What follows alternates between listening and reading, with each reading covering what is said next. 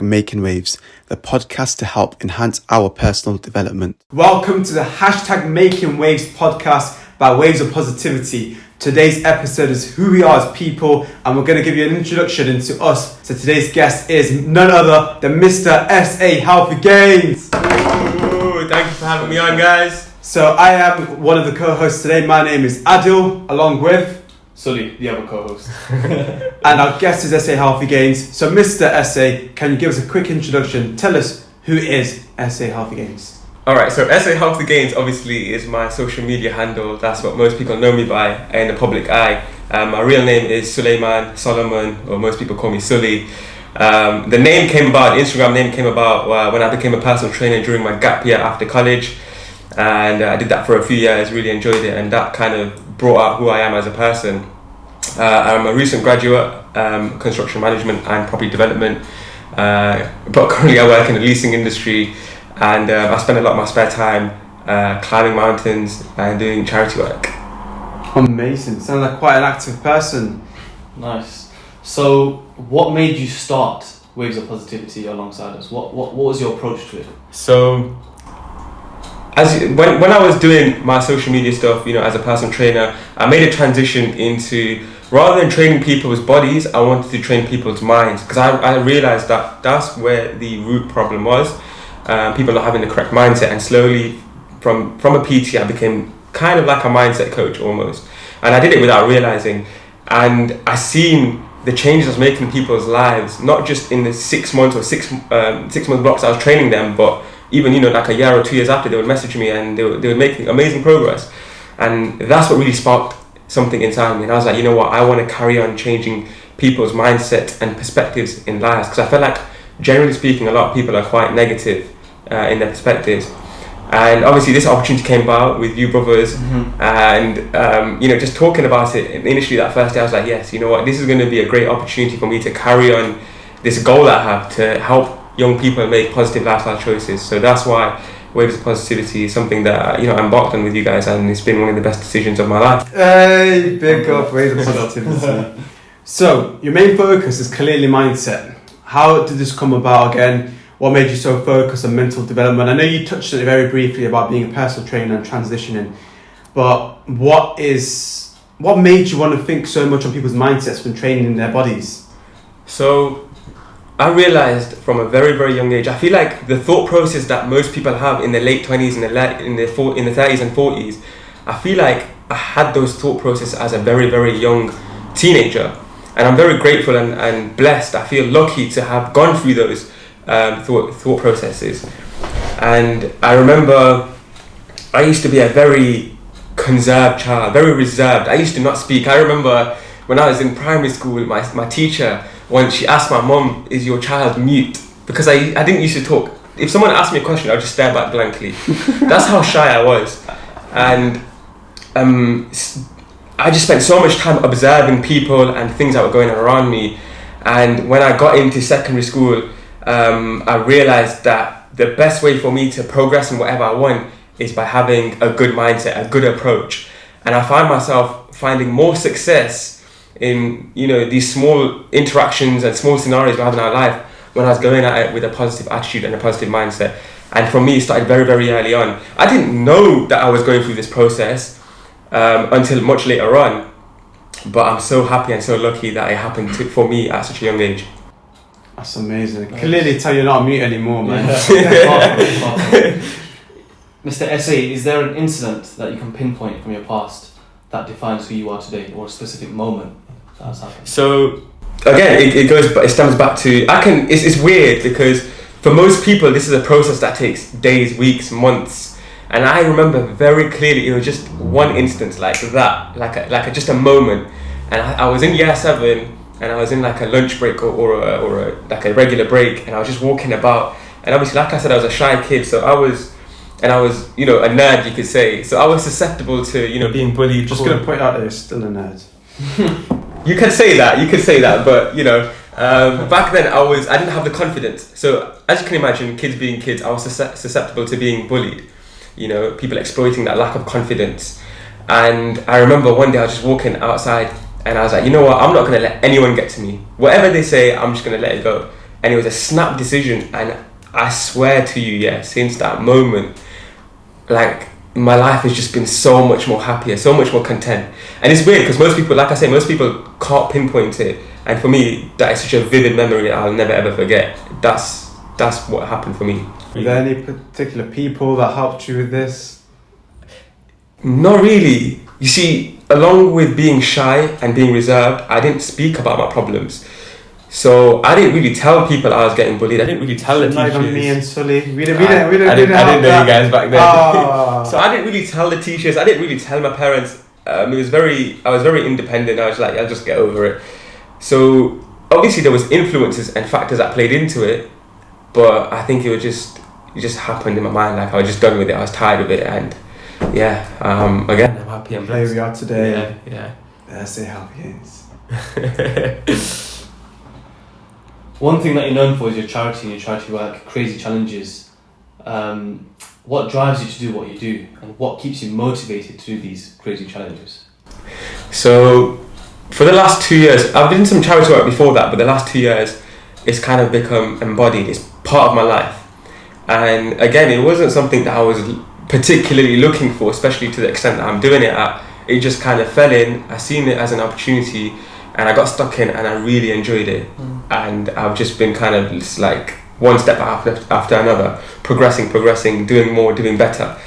And as I started going into this kind of charity sector, I realized like the benefits it was bringing to myself, to every single person I would interact with, you know, recruiting, being on the street, fundraising, making these videos and interacting with people online, and also the people, the beneficiaries, the money, where it goes to in the end, you know, in these other countries. And it just gave me that feel-good factor, you know, is releasing the hormones inside me and making me feel like such an accomplished individual in that moment. And further to that is, I think I have something deep-rooted within me, where I feel like, to an extent, I feel accountable to the state of the world.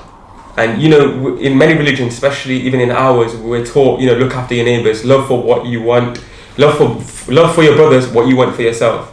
And, you know, the Prophet ﷺ, he says himself, the best of you are those who bring benefit to his community, to his people.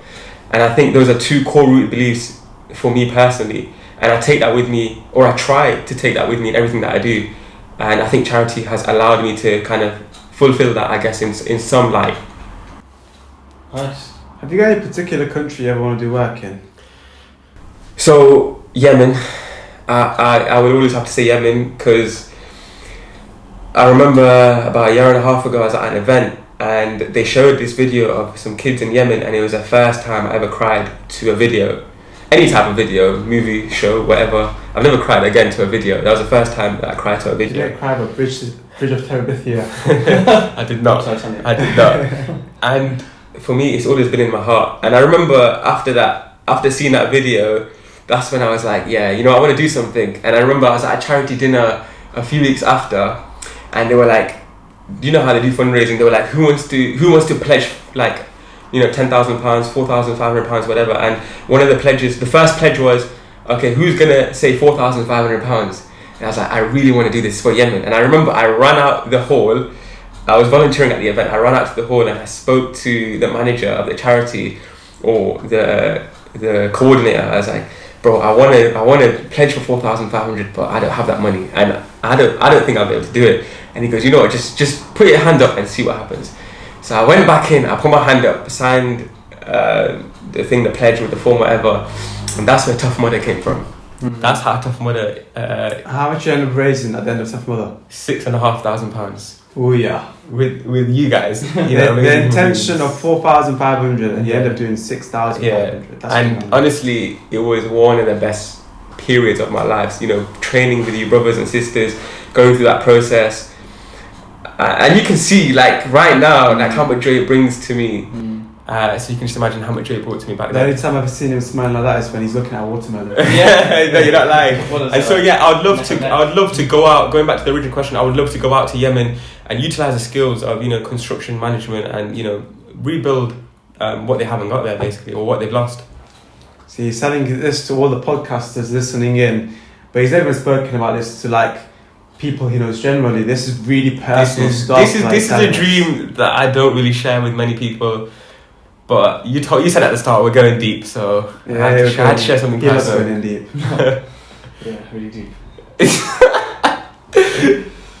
What are the main things, in your opinion, that are needed for us as humans to grow and advance? Okay, so obviously there's a lot of things, but I would say that I can boil it down to two main things that we could apply to pretty much every single individual. And those two things would be, number one, your mindset, because your mindset is everything, as we said so many times. And number two is your support group, your support circle, the people around you. Now, the reason I say mindset is, my quote, I don't know if you guys want to share I it. can't forget. Your mindset is your pathway to your success or your failure. You see, your mindset determines every single scenario. Something good happens to you, you can turn it into a bad situation. If something bad happens to you, you can turn it into a good situation, just based on your perspective, on your optimism or your pessimism or your realism.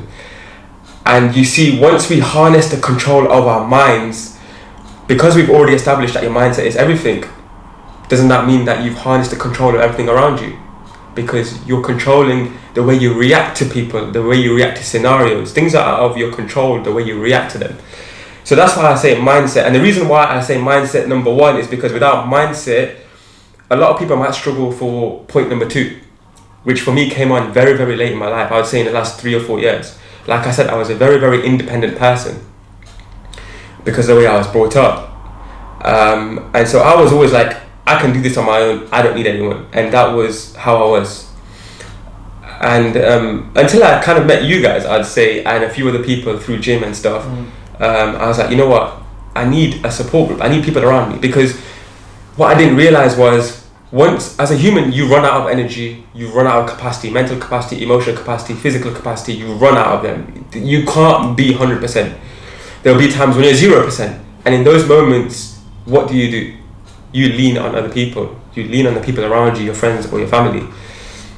And that's why I say that's a number two thing. And with your support group, essentially you choose who they are. You choose who you spend your time with.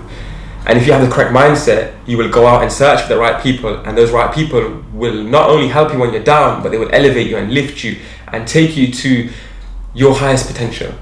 So for me, those two are the most important factors for your success in any life, whether it's religion, whether it's business, education, work, social, relationship, anything. Those are the two things that will get you through any problems, any obstacles in life. Amazing stuff, man. I must say, right now, in your black t-shirt, you look like Steve Jobs when you wear like this. Steve Jobs vibes, yeah. So, if you could give one piece of advice to whoever's listening in today, like you're so important, like you're so stuck on mindset and all the experiences and everything you've been through in life, but what's one piece of advice you give to someone listening right now that you use at this very present moment in time to work on those individual things? So, before I go into that, actually, I wouldn't be where I am. I think it would be, to talk so personal and go deep on my personal life, I need to give credit to someone, because I've not come here on my own. And I think the two main people that I owe everything to is my parents. Obviously, I thought a small moment I think you're talking about us too. I must say that. You see, you guys are compared to my parents, who come at a very late stage of my life, and course, there is credit for you guys. But my parents have been there from the start. Definitely. And you see, all this mindset stuff that I'm talking about, it wasn't just something that came about from nowhere. It was my dad. Like, he drilled this absolute, this deep requirement to be so independent and so resilient. Like, you need to sort your problems out. You are the cause of the solutions of all your life problems, because again, it's your mindset. And I think that resilience in my mind has helped me so much in everything that I've done. And the only person that I can think that has drilled that into my brain is my dad. Like, for me, tough love worked as a child. And so again, I'm so appreciative of that. And we mentioned the other thing that I do a lot is charity work and helping other people, and that's come from my mom. Like, every single day I'm like, I want to be like my mom, because I've never ever met someone who's as compassionate and as empathetic as my mom. Like, she will always make sure that every single person that is around her or in that room is doing good. So I don't know how she does it. She can sense when someone's off, and she'll make sure that like they're okay. And I'm like, you know what, I want to be like that. It's a motherly thing, isn't it? It's a motherly thing, but I think my mom just has it on like a different spectrum. The radar's just a lot broader and wider, isn't it? Yeah, it's crazy. But yeah, going back to your original question, you asked me, what is one piece of advice that I can give to someone to work on based on the things you were talking about today? So what I would say is self-reflection. Something I'm really big on. Obviously, this is something that we promote a lot as a ways of positivity, personal development, and I think we can't act on personal development if we're not reflecting. Because what reflection does is it allows you to look back on who you were yesterday, the path you were on yesterday, and only by knowing where you were yesterday or the path that you were on up until this point will you know if you need to take a detour, if you need to reroute, if you need to be back on track. And I think a lot of the times in such a fast life where everything is so instant gratification, we forget these things. And I think if we slowly start to reflect on our lives, reflect daily, we'll see that, you know what, we made some errors today, we made some errors in this week, we made some errors in these months, and I'm going to make an active effort to improve on these things. And that's the main thing. If we work on ourselves, you'll see that all other parts of your life will just start to slowly fall into place. So I definitely recommend self-reflection on a personal basis. You know, I always say you should be your biggest hype man and your biggest critique. Have that balance, and you will see your self-development will just skyrocket through the roof. That's amazing stuff, man. Thank you very much to Mr. S.A. Happy Games. And it was a pleasure, and I hope people can take something away. Thank you very much. Thank you very much. Thank you.